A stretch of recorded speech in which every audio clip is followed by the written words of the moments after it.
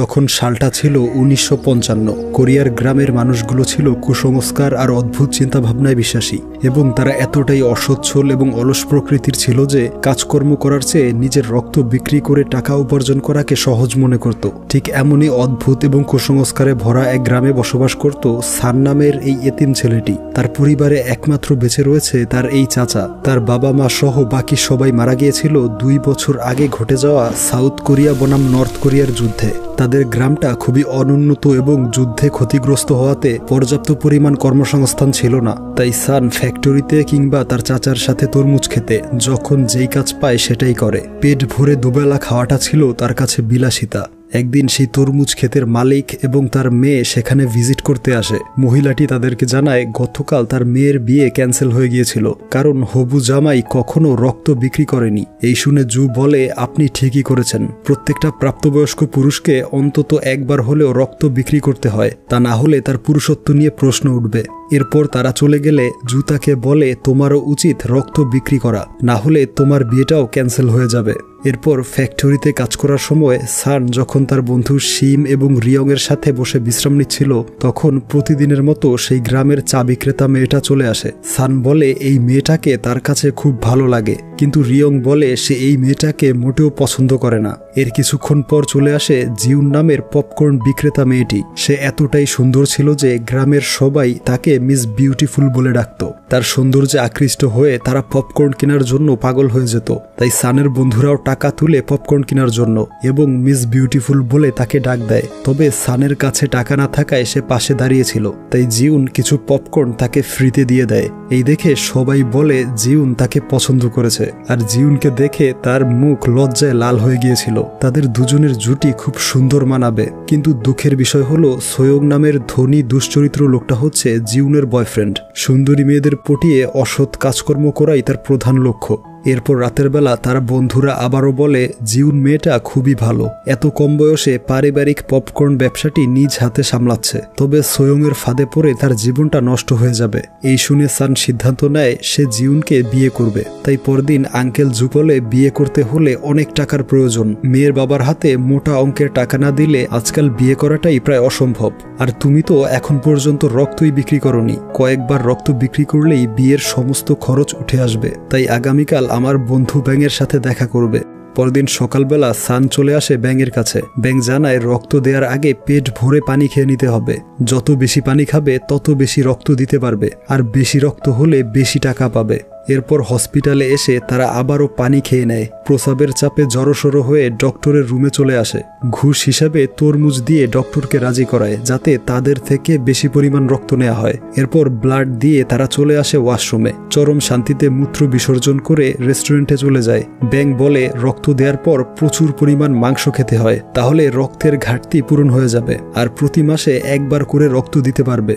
সে জিজ্ঞেস করে কিভাবে সুন্দরী মেয়েদের পটাতে হয়। ব্যাং তাকে একটা আইডিয়া দেয়। সে আইডিয়া অনুযায়ী চলে আসে জিউনের বাড়িতে। তাকে বলে আমাকে ফ্রিতে পপকর্ন দিয়েছিলে, তবে আমি ঋণী থাকতে চাই না, তাই আগামীকাল দুপুরে চলে আসবে, একসাথে লাঞ্চ করব। জিউন মানা করে দিলে সে মন খারাপ করে তার গাছের পাতা ছিঁড়তে শুরু করে। এই দেখে সে রাজি হয়ে যায়। এতে সে প্রচন্ড খুশি হয়ে পুরো গ্রামে দৌড়ে বেড়ায়। এরপর দিন ঠিক সময় মতো তারা দেখা করে। সান প্রথমে তাকে এক পারফিউমের শপে নিয়ে যায়, তাকে একটা দামি পারফিউম কিনে দেয়। এরপর চলে আসে মাংসের দোকানে, তাকে প্রায় আধা কেজি মাংস কিনে দেয়। তারপর তখনকার জনপ্রিয় কটন ক্যান্ডিও কিনে দেয় তাকে। রাস্তায় তার অ্যাক্সিডেন্ট হয়ে যাচ্ছিল, কিন্তু সান তাকে বাঁচিয়ে নেয়। সেখানে এক রোমান্টিক মুহূর্ত তৈরি হয়। এরপর চলে আসে রেস্টুরেন্টে। প্রথমেই বিফ বারবিকিউ, নুডলস, তার পছন্দের ডাম্পলিংস এবং কফি দিয়ে লাঞ্চ শেষ করে। সান বলে এবার বিজনেসের কথায় আসা যাক। বিফ বারবিকিউ 400 টাকা, নুডলস 200 টাকা, ডাম্পলিংস 200, এছাড়াও কফি, পারফিউম, মাংস এবং ক্যান্ডি সহ সর্বমোট 2000 টাকা খরচ হয়েছে আমার, তাই এর বিনিময়ে আমাকে বিয়ে করতে হবে। এই শুনে সে হতবাক হয়ে যায়, জানিয়ে দেয় এটা কখনোই সম্ভব নয়, কারণ সোয়ং তার বয়ফ্রেন্ড। এর কয়েক মাস পর সান সরাসরি চলে আসে জিউনের বাড়িতে। জানতে পারে জিউনের বাবা তার মেয়ের বিয়ে সোয়ংয়ের সাথে ঠিক করেছে। এই শুনে সান তাকে সতর্ক করে দেয় যে সোয়ং একজন দুশ্চরিত্র লোক, তাই আমার কাছে বিয়ে দিলে আপনার মেয়ে ভালো থাকবে।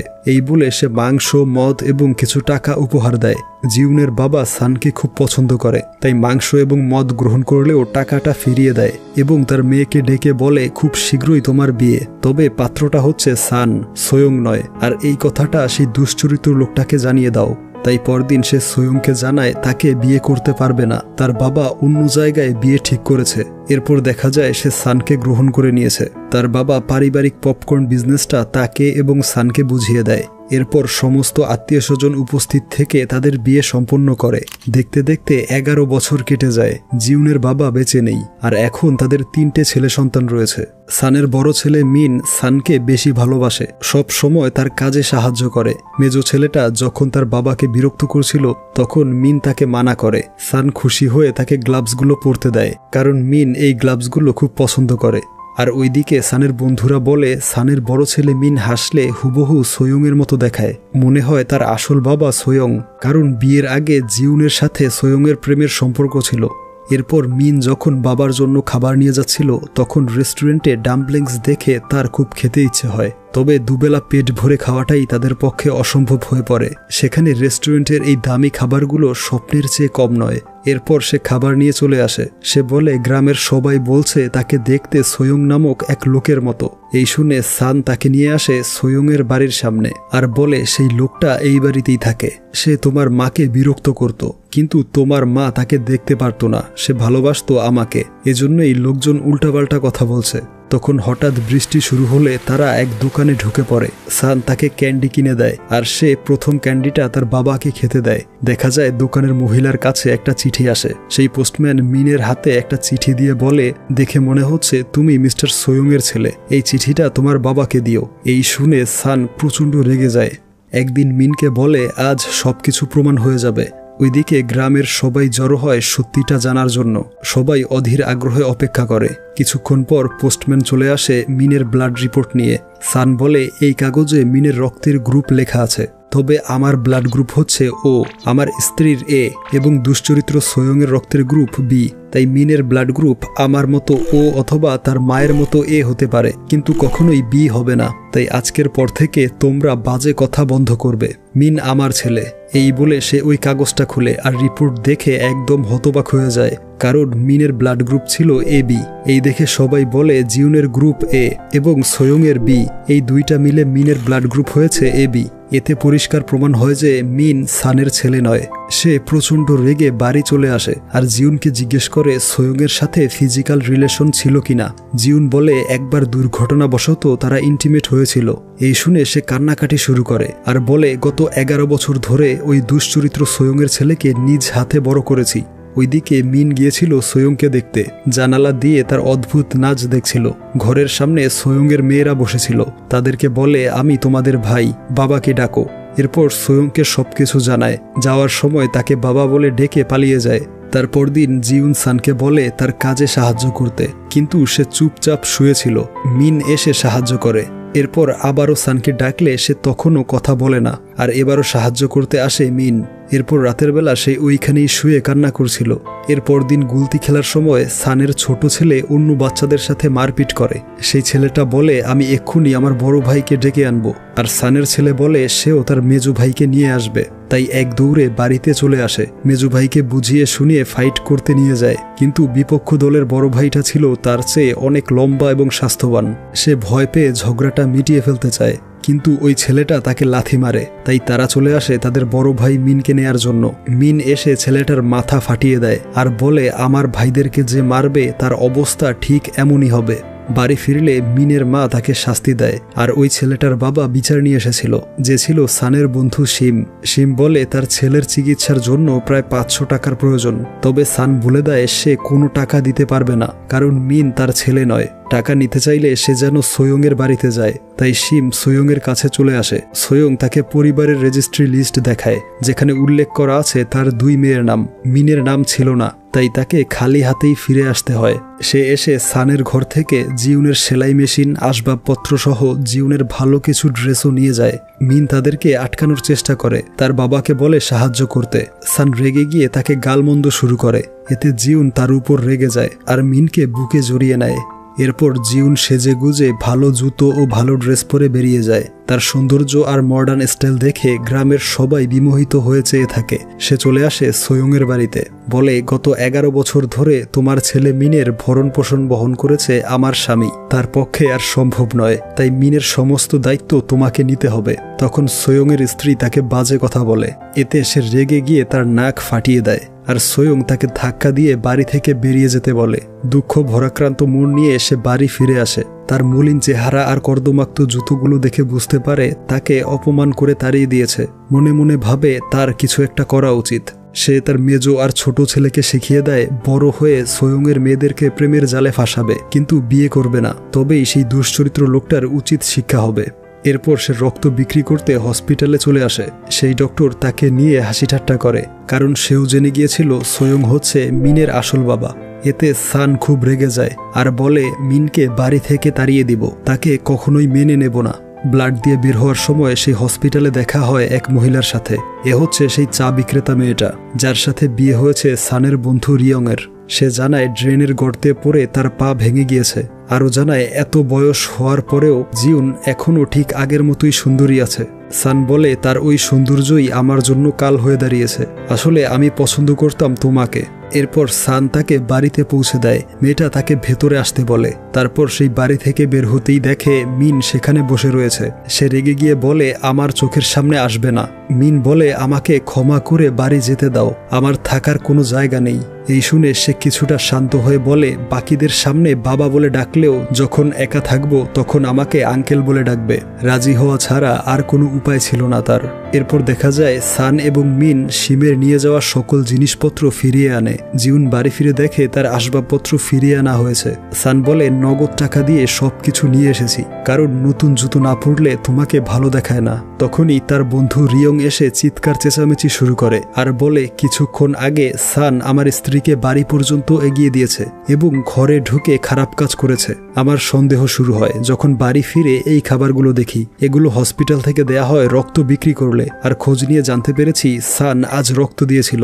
এই শুনে জিউন প্রচন্ড রেগে যায় আর রিয়ং তাকে মারতে যাবে। ঠিক তখন মিন এসে বলে আমার বাবা আন্টিকে বাড়ি পর্যন্ত এগিয়ে দিয়েছিল, কিন্তু ঘরে ঢোকেনি। আঙ্কেল শিম এবং আমি নিজের চোখে দেখেছি। আপনি অনেক বেশি মদ খেয়ে ফেলেছেন, এখন বাড়ি গিয়ে ঘুমিয়ে পড়ুন। এই শুনে সে হতভম্ব হয়ে পালিয়ে যায়। এরপর একদিন রাতের বেলা ছোট এবং মেজো ছেলে ডাম্পলিংস খাওয়ার বায়না ধরে, বলে তাদের 3 ভাইয়ের সবচেয়ে পছন্দের খাবার হচ্ছে ডাম্পলিংস। তখন সান দুষ্টমির ছলে তাদেরকে ডাম্পলিংস তৈরির রেসিপি বলতে থাকে, যা শুনে তাদের জিভে জল চলে আসে।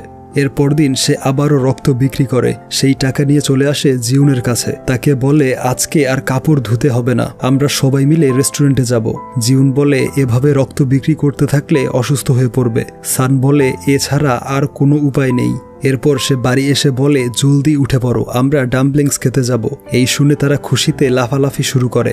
তখন সে লক্ষ্য করে মিন হাসলে সোয়ংয়ের মতোই দেখায়। এতে সে রেগে গিয়ে তাকে ডেকে নেয় আর বলে আমাদের সাথে তোমার যেতে হবে না, তুমি এখন যাবে আঙ্কেল জুয়ের বাড়িতে, তার সাথে ডিনার করবে।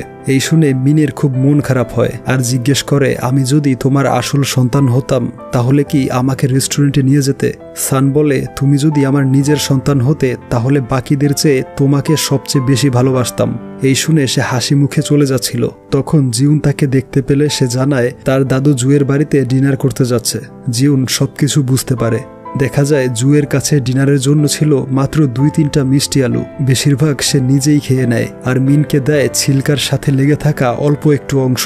মিন জানায় আলুটা খুবই সুস্বাদু, তবে তার পেট একটুও ভরেনি। কিন্তু জু বলে সুস্বাদু খাবারগুলো এমনই হয়, যত খাবে ততই ক্ষুধা বাড়তে থাকবে, তাই সোজা বাড়িতে চলে ভাবে বলছিল না। ওইদিকে দোকানে এসে গ্লাভসগুলো দেখে মিনের কথা মনে পড়ে। কিছুতেই কাজে মন দিতে পারছিল না। আর এইদিকে ঠিকভাবে মন্ত্র বলতে না পারায় তারা খুব রেগে যায়। মিন বলে একে আমি বাবা ডাকতে পারবো না, আমার বাবার নাম সান। দেখা যায় সান সেই বাড়িতে এসে জানালা দিয়ে উকি দিচ্ছিল। মিন তাকে দেখে ফেলে আর চিৎকার করে বলতে থাকে বাবা আমাকে নিয়ে যাও। ছোট বাচ্চাটার এই আকুতি মিনতি শুনে সে ঘরের ভেতরে চলে আসে, সব ভেঙে চুরে তাকে জড়িয়ে ধরে।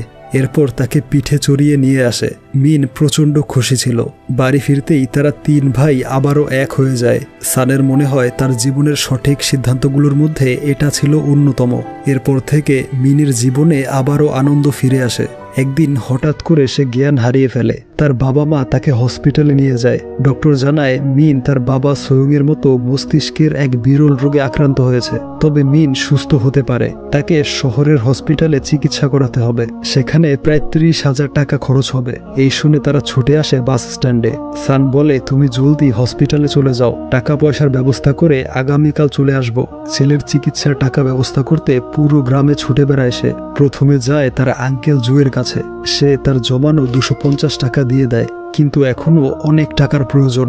এরপর তার বন্ধু শিন এবং রিয়ংয়ের কাছে আসলে তাকে খালি হাতেই ফিরতে হয়। তারপর সে যায় সোয়ংয়ের বাড়িতে। তার স্ত্রী তাকে অপমান করে তাড়িয়ে দেয়, তাই নিরুপায় হয়ে রক্ত বিক্রি করার জন্য চলে আসে। ডক্টর জানায়, আমার পক্ষে আবারও রক্ত নেওয়া সম্ভব নয়, কারণ তুমি কয়েকদিন আগেই রক্ত দিয়েছিলে। এই শুনে সে তার পায়ে পড়ে। তাই ডক্টর তাকে একটা পরামর্শ দেয়, বলে তুমি অন্য হসপিটালে বিক্রি করতে পারবে, কারণ তারা জানে না যে শেষবার তুমি কবে রক্ত দিয়েছিলে। তাই পরদিন সে ছোট 2 ছেলেকে বাড়িতে রেখে শহরের হসপিটালের উদ্দেশ্যে রওনা হয়। প্রথমেই দেখে হসপিটালের বাহিরে কোনো এক আন্দোলন চলছে। এরপর ভেতরে গিয়ে জানতে পারে তার স্ত্রী এবং ছেলে এই হসপিটালে নেই, কারণ আন্দোলনের কারণে ডক্টর আসেনি। তাই গত রাতেই তারা অন্য শহরের হসপিটালে চলে গিয়েছিল। সেই হসপিটালে ফোন করে জিউনকে খুঁজে পায়। তাকে বলে, ডক্টরকে রিকোয়েস্ট করো যাতে মিনের চিকিৎসা চালিয়ে যায়, আমি 3 দিনের মধ্যে টাকা জোগাড় করে আনবো।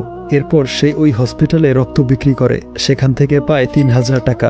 এরপর আরো কয়েকটা হসপিটালে বিক্রি করে। হাসপাতাল থেকে দেওয়া খাবারগুলো ঠিকভাবে খায় না, কারণ গাড়ি ভাড়ার পরিবর্তে সে খাবারগুলো ড্রাইভারকে দেয়। হঠাৎ বৃষ্টি শুরু হয়ে যাওয়ায় রাস্তা থেকে একটা ছাতা কুড়িয়ে নেয়। থাকার মতো কোনো জায়গা ছিল না, আর হোটেল ভাড়া করে টাকা খরচ করতে চায় না। সেই প্রবল বৃষ্টির মধ্যে ভাঙা ছাতিটাই ছিল শেষ ভরসা। আর কিছুক্ষণ পরপর টাকাগুলো গুনে দেখে গত 2 দিনে 4 বার রক্ত দিয়েছে। সর্বমোট 12,250 টাকা ম্যানেজ হয়েছে। এরপর সে আরেক হসপিটালে রক্ত দিতে যায়। সেখানে কয়েকজনের মুখ একদম ফ্যাকাশে হয়েছিল, অর্থাৎ তারাও সানের মতো অতিরিক্ত পরিমাণে রক্ত বিক্রি করছে। নার্স তাদেরকে দেখতেই বের করে দেয়, আর এই দেখে সে পালিয়ে বাহিরে চলে আসে। চেহারার ফ্যাকাশে ভাব দূর করতে নিচের দিকে ঝুলে থাকে। এরপর বৃষ্টির পানিতে মুখ ধুয়ে রক্ত দিতে চলে যায়। এখানেও 3000 টাকা পেয়ে 15,250 টাকা হয়, অর্থাৎ এখনো পর্যন্ত শুধু অর্ধেক টাকাই জোগাড় হয়েছে। ওইদিকে সানের অপেক্ষায় পথ চেয়ে বসেছিল জীবন। ডক্টর জানায় আজকেই সব টাকা জমা দিতে হবে, তা না হলে মিনির চিকিৎসা বন্ধ থাকবে। অপরদিকে সান আবারও রওনা হয় অন্য এক হসপিটালে রক্ত বিক্রি করতে। রক্ত দেওয়ার সময় সে অজ্ঞান হয়ে যায়। জ্ঞান ফিরলে ডক্টর জানায় তার ব্লাড প্রেশার একদম কমে গিয়েছিল, আর একটু হলে সে মারা যেত। তাই তারা বাধ্য হয়ে তার শরীরে 1 ব্যাগ রক্ত প্রবেশ করিয়েছে, অর্থাৎ উপার্জন করতে এসে উল্টো 3000 টাকা লস হয়ে গেল। সে বলে, ওই রক্তটুকু বের করে নিন, তবুও এত টাকা আমি দিতে পারবো না। এক পর্যায়ে ডক্টরকে মারধর শুরু করে। ডক্টর তাকে ধাক্কা দিয়ে ফেলে দেয়। তার পকেট থেকে টাকাগুলো নিচে পড়ে যায়। লোভ সামলাতে না পেরে রক্ত বিক্রি করতে আসা লোকজন ঝাঁপিয়ে পড়ে। সে বুঝতে পারে আর একবার রক্ত বিক্রি করলে হয়তোবা মারা যাবে, আর কোনো উপায় ছিল না তার। তাই চলে আসে সেই শহরে যেখানে ভর্তি আছে তার ছেলে মিন।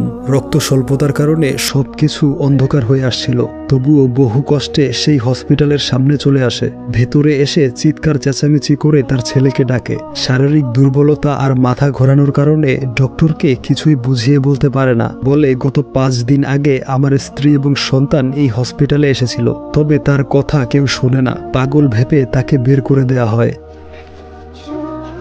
সে মিনের নাম ধরে ডাকতে থাকে। তার আওয়াজ মিন শুনতে পায়, তবে বাহিরে এসে কাউকেই দেখতে পায় না। তার বিশ্বাস ছিল তার বাবা অবশ্যই আসবে। এই ভেবে জানালা দিয়ে বাহিরে তাকায়, দেখে তার বাবাকে ধাক্কা দিয়ে বের করে দিয়েছে। অসহায়ের মতো বিল্ডিং এর এক গলিতে বসে কান্না করছিল।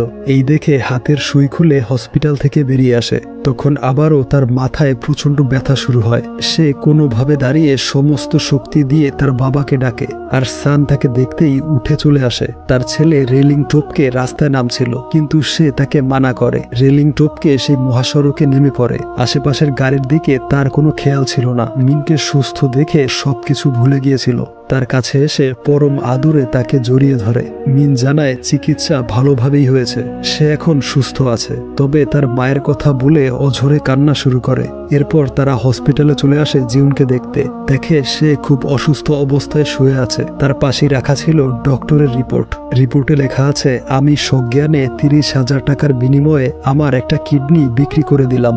এই দেখে সান নিজের চোখের পানি আর আটকে রাখতে পারে না। তার হাত ধরে বলে, পৃথিবীর সবচেয়ে হতভাগা স্বামী হচ্ছে আমি, আমাকে ক্ষমা করে দিও, তোমাদের জন্য কিছুই করতে পারিনি। এরপর সে ছেলেকে জড়িয়ে ধরে আর বলে, যেদিন তোমার জন্ম হয়েছিল মনে হয়েছে পৃথিবীর সবচেয়ে সুখী মানুষটা আমি, তুমি শুধুমাত্র আমার ছেলে। এরপর তারা সুস্থ হয়ে গ্রামে ফিরে আসে। সবাই মিলে রেস্টুরেন্টে এসেছিল তাদের পছন্দের ডাম্পলিংস খেতে, সাথে ছিল আস্ত মাছের মজাদার ফিশ কারি। এতগুলো খাবার দেখে তারা খুশিতে ঝাঁপিয়ে পড়ে। আর এমন এক অসাধারণ সুন্দর মুহূর্তে এই গল্পটির সমাপ্তি ঘটে।